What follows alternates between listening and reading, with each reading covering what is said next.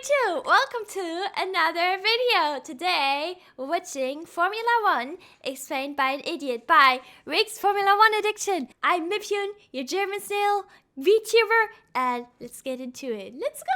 Yippee yippee! Formula 1, often referred to as the pinnacle of motorsports. Literally It's been the face of racing for so many years now, and I, a very intellectual F1 fan, am going to attempt to explain it. Okay, thank you. Of course I have heard of Formula 1, but let's just say I'm not a knower, okay? Except I'm not exactly very intellectual. Now, Formula 1, with all of its glamour, beauty, speed, adrenaline, and engineering, is essentially 20 rich guys driving in circles. Thank you so much for watching.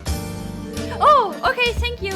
Nothing, just an incident. Now, of course, Formula 1 isn't just 20 millionaires driving in circles, but the circles are on crack, although, not gonna lie, it's kinda accurate. But you know, Formula 1 is so much more than that, and I'm gonna bring you guys deep down the rabbit hole. Obviously, some of you are probably watching this because you want to try to get into Formula 1, which is relatively pretty easy, as you can probably tell. But if you're already a diehard Yo! I'm not into Formula 1, at least not yet, but I want this hat. How do I get a hat like that? fan. Okay, I kind of don't know why the hell you're still watching this video, but hey, you know, this video is gonna be one hell of a journey, so grab your popcorn, clear your tears away if you're a Ferrari fan, grab your Red Bull or your Monster Energy, and I just drank it. I just finished my monster. Oh wait, who was it? Who was it who had like the good monster? The green silly one. I keep forgetting. Lando Norris the goat. Lando Norris the goat because I love the Lando Norris monster flavor. this is gonna be Formula 1 explained by an idiot.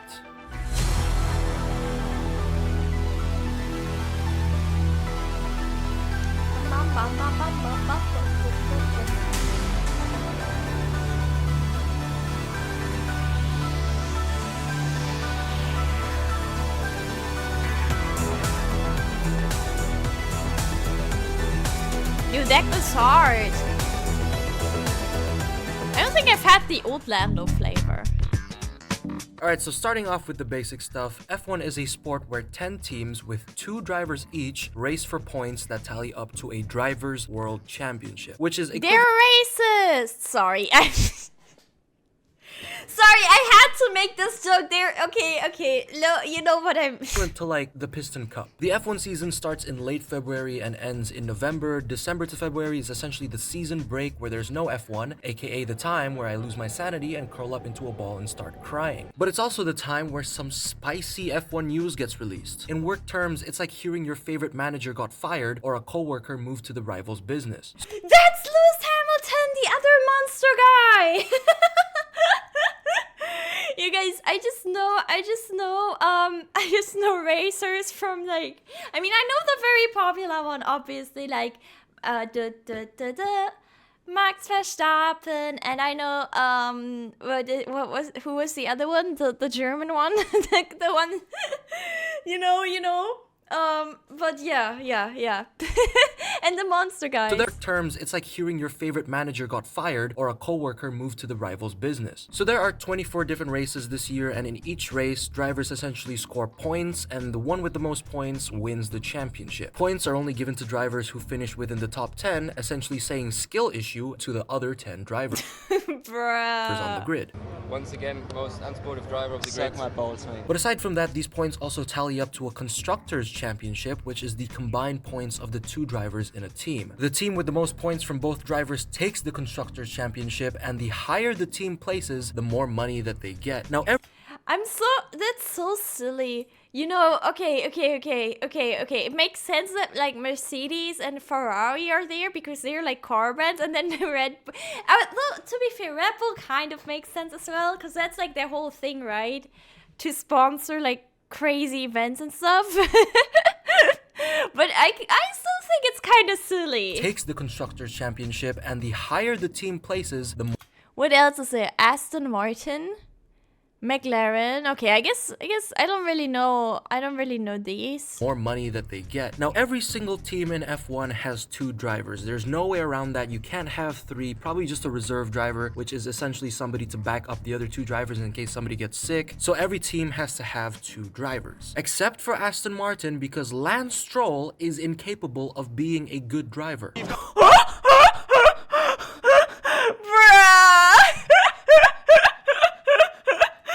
Shots fired! For Wait, Aston Martin, wait! because Lance Stroll is incapable of You can look at this! Oh no, I feel that. being a good driver. You've got to lift it. No. Oh Alan, no! you idiot, man. How can you be so useless, man? Now, each team before the season starts develops a car that follows the regulations set by the FIA. If you don't know what the FIA is, it stands for Forever an Insufferable Pain in the Ass. I don't think it does. Fia! No, Mikey, no, Mikey, that was so not right. So the FIA basically makes these regulations that all teams have to follow to make their cars, and each team has to try to develop the fastest car which will help their drivers win points. Now, the development of the car also involves engines. So far there are... Wait, the only reason Lance still driver because his father owns a team, so it is actually nepotism. Oh my god. Oh no, but he's the only... Oh no. I'm sorry to the fans, I drivers guess. win points. Now, the development of the car also involves engines. So far, there are 4 engine manufacturers in F1, which are Mercedes, Ferrari, Honda, and Renault. Teams will have to choose an engine to work with, and they have to create the most aerodynamically efficient car on the grid. Because if they don't, something like this happens. Oh no. Alright guys, so ready up for me to nerd out. I'm straight up gonna look like this. And this time I'm gonna be speedrunning some F1 terms you need to know. Pretty much the ones you need to know to understand everything that I'm gonna say. Because if I don't include this part, I'll actually just sound like a professional yapper throughout the video. Okay, so here we go. Pole position. It's basically where a driver qualifies with the fastest time and starts first on the grid. Charles Leclerc is very familiar with that, but is incapable of winning from that position. Next is a podium. No, it's not the thing that Joe Biden stands on when he's trying to deliver a speech. Big emphasis on the word trying. America is a nation that can be defined in a single word. I was going to put him. Instead of podium in F1 is where a driver finishes within the top 3, essentially second or third, as they get to stand on a podium after a race and potentially break another person's trophy. Another term is backmark. This fuck-ass clip. Oh my god. I forgot that exists. Okay. Podium after a race and potentially break another person's trophy. Another term Oh, is shit. backmarkers. The teams or drivers that are all the way back of the competition. They're just there, all the way back there, which is something that Nikita Mazepin is very familiar with. Moving on, we have P1, P2, and P3. The P is for position, and the number after that is, well, it's kind of obvious. If you do not understand that, I swear to God, there is no hope for you to understand Formula 1. Pit stop. Okay, I understand. Lando has broken multiple trophies. Wait, that's insane. I thought they were made of like, maybe not gold, but you know, they were like kind of durable. Although to be fair, I guess gold isn't exactly, you know. I guess you can easily bend gold and stuff, but made of gum and sticks, I guess, apparently. Someone made from porcelain? Dude, that sucks. I'm sorry, but if I get a trophy, I would not want it to be made of porcelain. I know porcelain can be expensive, but this is not about the price. I feel like if my trophy, I don't know what I would get a trophy in, haha, dilly-dallying or what. But if I had a trophy and it was made of porcelain, I dropped it, nah. Are where drivers change their tires and you start to hear flies in your ears. Dude, the pit stops, wait, I need to pause on this. The pit stops, I've seen that, like, you know, changing the tires and stuff, that looks so cool always. When they do that. to understand Formula 1. Pit stops are where drivers change their tires and you start to hear flies in your ears. It's fire. Yes, yes, yes. That one's And so finally, cool. DRS, which makes your car go faster as its rear wing opens, which allows for less drag. And it can only be active in the DRS zones of a racetrack. If you don't know what it stands for once again, then this video will certainly help you out. And then they start catching up, he'll be grateful. You know what DRS stands for, Noah? Suck my dick. Come on! No, it doesn't! The porcelain one is handmade and really expensive, but that makes it even worse! Because it's gonna be very easy to break. Alright, so now we have the race weekends. It's essentially the schedule of an F1 race, which takes place on Friday, Saturday, and Sunday. Friday is free practice, where drivers familiarize themselves with the track. Saturday is qualifying, which determines where you place on the grid. And Sunday is the race day. But not gonna lie, I'm kinda not really satisfied with that explanation. A more accurate way to put the race weekend is essentially Friday, everybody is delusional. Saturday, Ferrari fans are extremely happy. And on Sunday, Red Bull fans are extremely happy as we hear the Dutch national anthem for the 23rd time in a year. Oh, it's textbook stuff, Max. No, come on, stop this shit. Okay, so what happens once the race goes on? What happens after it's lights out and away we go? Well, believe it or not, it's not just cars going in circles over and over. Although most of it is pretty much that. But no, you know, there's something called tire wear, which I'm gonna explain as clearly as possible in bedroom terms. There's the hard tires, which last the longest. There's the soft tires, which finishes the fastest. Medium tires are kind of the in-between. Wet tires is used when the track gets spicy and slippery. And the final tire compound is intermediates, which are used when the track is somewhat wet, which is about 1 to 3 milliliters damp, whereas for wets, it's ideal for when the track is really wet, like something around 4 milliliters damp. What does that even mean? 4 millimeters damp? That's not a... I mean, I feel like that's kind of... No, I feel like that's kind of a lot. 4 millimeter damp? The wet tires are never used. Okay, no, that makes sense because I feel like 4 millimeters... That's not just damp, that's very wet. You know? I think so, at least. I think so.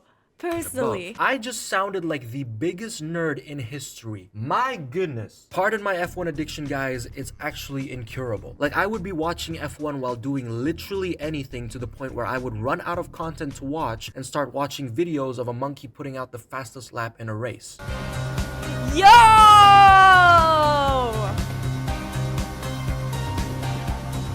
Anyways, we have pit stops. So this is where the teams switch out their tires in a race. Teams are required to pit at least once and change to a different tire compound. So once again, in bedroom terms, when you're hard and she's wet, you probably don't last as long as a pit stop, which is like sub 3 seconds. Damn. It must be rough, huh? That must be rough, huh? Well. I have no idea if you guys understood that. But just as Yeah, of course you understood. a rundown of what it's like when F1 teams pit, Red Bull's pit stops usually go like this,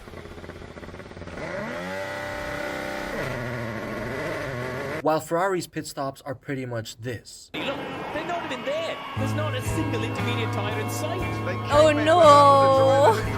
As for strategy, different races means different tires can be used. For example, there could be races that require drivers to have 2 pit stops because their tires don't last as long, or some people would go on a one-stop strategy and risk it all. Strategies can change depending on the situation, but essentially the teams opt for the most optimal tire combo, except for Ferrari. He's tried everything.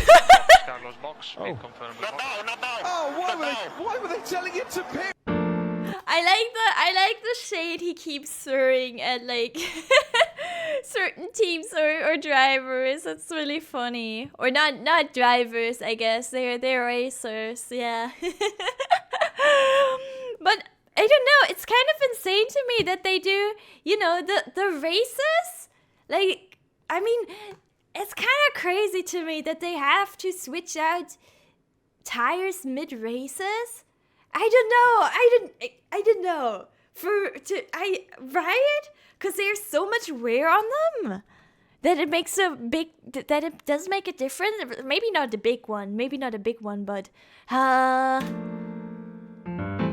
It's kind of Now, with all of insane the to info me. on Formula One, which you guys just had thrown into your faces like Logan Sargent whenever he sees a barrier, you're probably wondering, which team should I support? And well, that's an amazing question, because me being, you know, a very intelligent Formula One fan, I'm going to give you guys the most accurate guide on F1 teams and drivers. Trust me, you will never see more accurate information in the world than this video.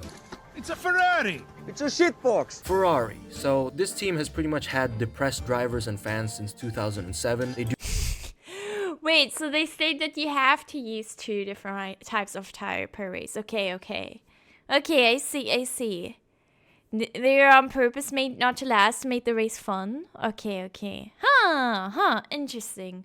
Alright. Ferrari. So this team has pretty much had depressed drivers and fans since 2007. They do completely abysmal team strategies that make you think that you're high on crack, and has completely destroyed their past legacy of being the strongest team in Formula One. They're Okay, I was gonna ask, like, why would you be fans of the team that is the worst? Why would you be fan of a shitty team? But I guess if they used to be good, if they used to be good, I can kind of get it. driver Charles Leclerc has probably spent $1 million on his therapist after the tragedy. Also, Dude, he looks so, like, he looks fucked. Formula One. Their driver Charles Leclerc Oh, Ferrari aren't even the worst? Okay, I see. Oh, poor has guy. probably spent $1 million on his therapist after the tragedy, also called the 2022 season. And he's probably gonna spend more after his contract extension. Now, if you don't know how this contract stuff works, basically these drivers are like employees and can get replaced or kept when their contract expires. Oh no! These shots are so silly. He looks so worried. You guys. Like the other driver, Carlos Sainz, who is going to be replaced by Lewis Hamilton in 2025. Oh. Hey guys, is it hammer time yet? Wait, that already happened. It's 2026 now. Copy, we are checking. Change your car. You've got a problem. Change your f***ing car. Next up is Red Bull. Their theme song is pretty much the Dutch national anthem, or... Yeah! Some of their fans started supporting them probably because they're Dutch, or their team has been losing too much to the point where supporting Red Bull is their only way of coping. Red Bull also has the literal F-35 fighter jet as their Formula One car, since their chief technical officer has an entire research facility built into his head. As for their drivers, their main driver has daddy issues, and their second driver forgot how to drive in 2023. Why? Okay, they were really bad last year. Wait, Lewis Hamilton? Is that why he lost his monster? I've crashed it. I've crashed it almost immediately.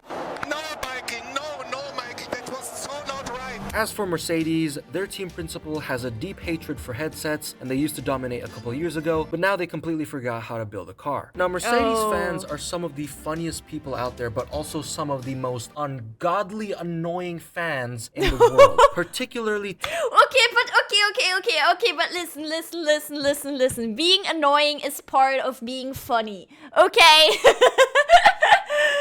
Okay, sometimes it's hard to, like, find... it's hard to find the line. There's a fine line between straight up annoying and funny sometimes, all right? It comes with the job. It comes with the job. I'm just saying that. I'm saying that as a very non-annoying person. Team LH, aka Lewis Hamilton Glazers, still talking about him being 8-time world champion, which I do understand if you find the 2021 season controversial, but these guys are literally putting 8-time world champion literally everywhere. Like, I would Okay, but 8 times? 8 times is a lot, to be fair. see comments saying that Lewis is 8-time world champion in a YouTube video analyzing the Cars movie. Now, of course, I'm not going to target all of you Mercedes fans out there. There's some of you guys who are, you know, actually normal. You guys, sorry, my VTube studio crashed. 1 second. Yeah, I'm German, yeah. Oops. This is awkward right now. Oh, there we go. But to all of the Team LH fans out there, instead of yapping about how the FIA is racist... Okay, I can't make the joke another time. I'm not gonna make it another time. But, you know... Okay, you know what? Just think about it. Instead, use that energy to pray that Lewis has a good therapist since he's going to Ferrari in 2025. Also, Mercedes' other driver, George Russell, has a crippling addiction of crashing into people. To the outside to cover off Carlos Sainz, trying to go wide, and there you go. George Russell just... He just hits me. That was funny. I'm moving up and down, side to side, like a roller coaster. Oh, banger?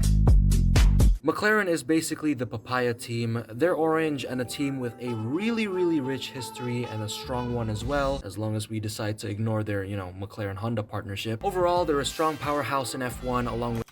Okay, I must say though, the cars look like the tires look very silly because they're chrome themed. It just... I can't stop thinking of them like as an icon for an app. That's so silly. How much RAM in the car? Yeah, right? This car runs on freaking Google. With Mercedes, Ferrari, and Red Bull. As for their drivers, Lando Norris can't finish P1 probably until he's like 73 years old and is mentally incapable of saying anything normal in an interview. Man's had a good moustache. It might be that I'm not able to grow. While Oscar No, he's the goat. He's the goat. He has a great monster flavor, all right? Yeah. Piastri is really talented and so happy that he literally looks like this. Now, Alpine is what I call the schizophrenic team. Like, literally, these guys are fighting absolutely no one other than their own imaginations. They're just a team that's just there. They don't stand out, but if you like a car that's pink, like one of my friends who doesn't know jack about F1, then sure, you can definitely support them. Now, it's a cute car! I like that combo, pink and dark blue. Now, what about their drivers? How good are they? Well, all you need to know about them is that they're both French. Oh. Okay, on to the next team. Valtteri, it's James. Please abort the fastest lap attempt before the end of the lap. For Williams, money ruined their capability to keep up in recent times. They've had a rich history like the other big powerhouses. Williams used to be a backmarker team for a couple of years, but their comeback has been slow but strong. I could say the same for my academics. Actually, never mind, not really. I've actually been doing awful. I'm just deluding myself. Anyways, as for their drivers, Logan Sargent and Alex Albon, one of them doesn't know what a kilometer is, and the other one is very nice. That was honestly the best summary I could come up for these two. I'm gonna kill myself.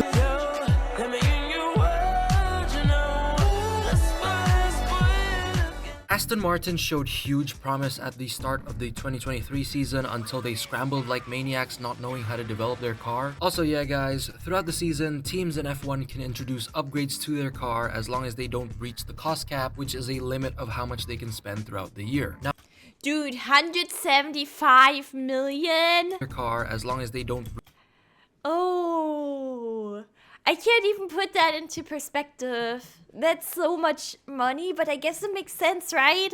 I guess it makes sense because they put it into research and all that stuff. Yeah, used to be way more. Reach the cost cap, which is a limit of how much they can spend throughout the year. Now, most of the time, upgrades work brilliantly, except for whatever Aston Martin has been putting into their cars halfway throughout 2023. When it comes to their drivers, one of them is a 75-year-old rookie who makes TikToks every day, but still keeps up with the competition. And their other driver is so consistently garbage that another team even roasted him in an interview. Dominating. All right, one more. This is like Alonso and Stroll. Are you having fun with this? You alright? Bruh! I fucking had enough of both of you. You let the fucking team down. Haas, Sauber, and the RB Formula 1 team. Yeah, exactly, right? Because like some rich teams, if the rich teams have like way more money, that could be a little unfair, right? Yeah. Do they install cup holders? I don't think so. Are Formula 1 drivers allowed to drink while they're racing? That's the question I have. For both of you. I don't think they're able to, right? Because they wear helmets. Let the fucking team down. Haas, Sauber, and the RB Formula 1 team. Now, these three are just there, It's really sad. They don't stand out. They're essentially the back markers. And when it comes to their drivers, one driver is allergic to finishing in the podiums. Another got his wife pregnant after getting pole position. This one is the type to get friend-zoned. The other guy is a Finnish Australian who posts pics of his butt online. Another dude is planning to open a restaurant but never does it despite having millions of dollars. And the final driver is a high-performance athlete. I'm a high-performance athlete. athletes sweat. Sweat, baby. Sweat, Okay, okay. Okay, okay. Okay, I see. So the drink is like warm. Is bro okay? They're silly. Now, so far throughout the start of the video and until now, I've been saying that F1 is literally the pinnacle of motorsports. Apart from the Cars movie, of course. But what makes F1 so good? Well, it's the crashes and accidents, which usually go like Super soft. Sorry, I shouldn't laugh at crashes, but F1's so good. Well, it's the crashes and accidents, which it's crazy that he just said that. usually go like this. Super soft rubber on. Now ready to attack. Wait, what's the problem? Took it. Oh, no. There's a wheel in the So crashes and accidents in F1 are not just entertaining, but they can cause the track to be dangerous. And this results in flags being waved during a session. One of them is the yellow flag, single ones which are usually waved when a car goes off track or a minor incident happens, while double yellow flags are for hazardous things. Next up is the red flag, which are for major incidents, like Zhou Guanyu getting his car turned into a Holy fidget spinner. shit! Oh my god, was he okay? Oh my god! That was so bad. Major incidents like Zhou Oh my god! The wheel slipped off. Guanyu getting his car turned into a fidget spinner, Oh Charles my Leclerc crashing God. in Monaco for like the 50th time, and Sergio Perez in literally every race in 2023. Now there's also other flags like the blue flag, which warns slower cars that a faster one is approaching them. There's the black flag for a penalty warning or a disqualification, green flag which means that the race is on again, and finally the checkered flag where drivers decide the winner through a chess game after the race.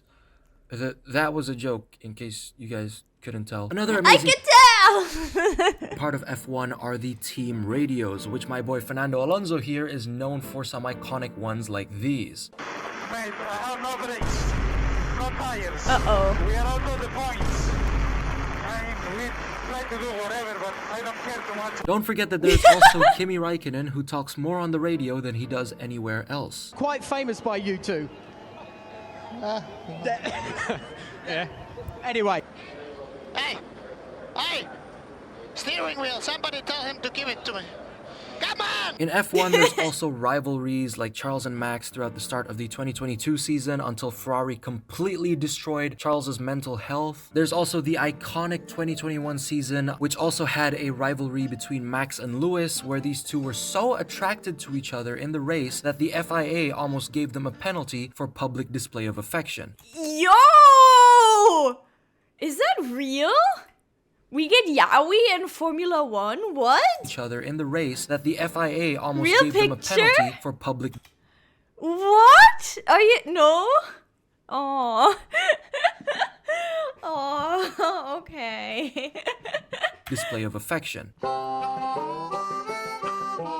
Alright, so next up are the rules, which are made by the FIA, who decide on who gets punished when they break the rules. And well, they are known for some pretty controversial decisions, which really just explains the forever and insufferable pain in the ass. But anyways, here's me speedrunning some of the most important rules in F1. So track limits. If 4 wheels of your car gets off the white lines of a track, they blow you up. If you're speeding in the pit lane, you're going too fast, they blow you up. Oh my god, DHL sponsored that? Holy shit. Okay. Overtaking rules, you kiss another car, they Bro. blow you up. And lastly, the final and most important rule, if you're Romain Grosjean, you actually blow up. Yeah, I have it. I have it printed out. Alright, so the next aspect of Formula 1 are its team principals. Now these guys are pretty much the leader of their teams and are the people who are guiding them to victory. Now, What does that picture? guys are pretty much the leader of their teams and are the people who are... Did he smash the... No, he just emptied it over his face. Okay. It could be worse. guiding them to victory. Now the team principal of Is he a creeper? I mean, kind of. Mercedes, Toto Wolff, is known for printing things out, and he's pretty much a mafia boss turned into Pookie Bear in recent seasons. Die funktionieren im Moment nicht. That's harassment. Next up is Christian Horner. What?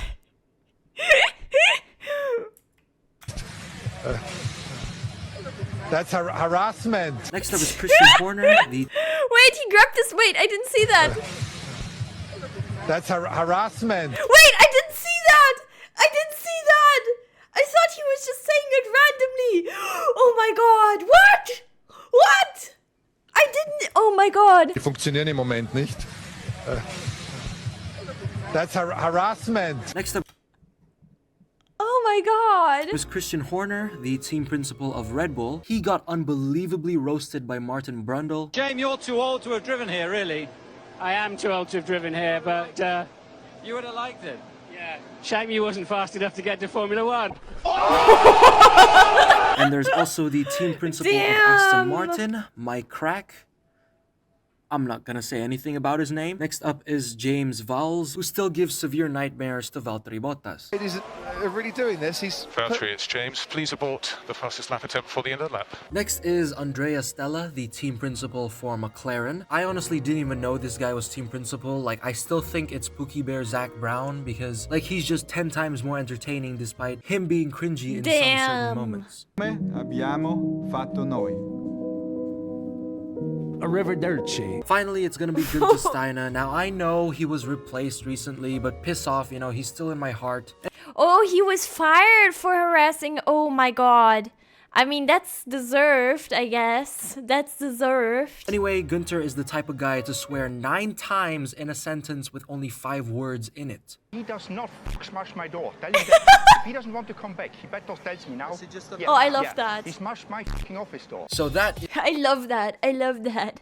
Good night, Hera. Good night. Sleep well. is Formula One and the best explanation that I can come up for it. It's obviously, you know, the most accurate explanation of the sport, but I might still have probably missed a couple of things throughout making this video, so if I did miss out on anything, be sure to let me know. But what I do know though is that even if I might have fumbled, I didn't fumble as hard as Lance Stroll did in 2020. Thank you so much for watching.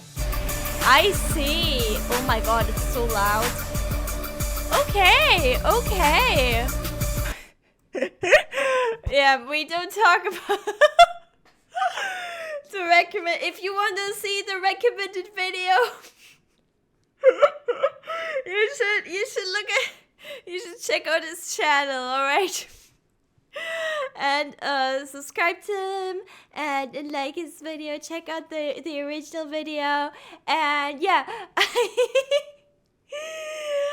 if you enjoyed my reaction, you can like and subscribe as well, and come over to Twitch to watch me live. Comment what I shouldn't watch next, and I'll see you in the next one. Bye YouTube. Bye bye.